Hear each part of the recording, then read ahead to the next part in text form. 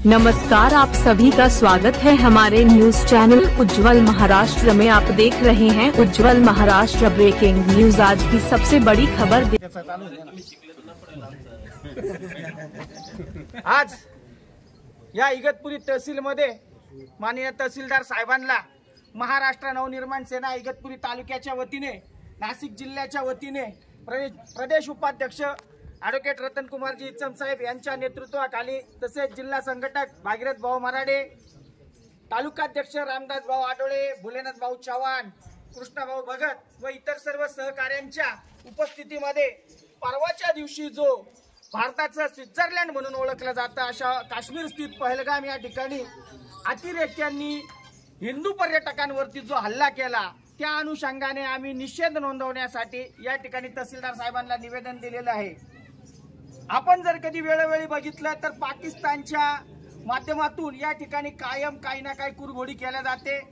आपला देशाच्या पंतप्रधानांवरती पूर्ण विश्वास आहे। माननीय राजसाहेब ठाकरे यांनी सुद्धा त्यांना समर्थन दिलेलं आहे। यावेळी आर नाही तर पारची लढाई व्हावी अशी प्रत्येक भारतीय, हिंदू असो किंवा मुसलमान असो, या प्रत्येकाची इच्छा आहे।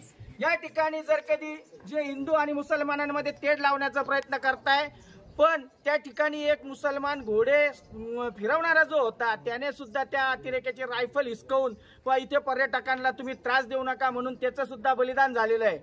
या भारतामध्ये हिंदू मुसलमान असं लावण्याचा जो प्रयत्न आहे, तो प्रयत्न हाणून पाडण्यासाठी मला तर वाटतं की या ठिकाणी आता प्रत्येकाला शस्त्र परवाना देऊन टाकावा, म्हणजे प्रत्येकाकडे शस्त्र राहिल्यावरती सर्वजण इज्जत मध्ये राहतील, नीट राहतील आणि प्रत्येक जण एकमेकांशी गुण्यागोविंदाने नांदतील। कोणीही हिंदूंकडे वाकडी नजर करणार नाही असं या ठिकाणी मला वाटतं।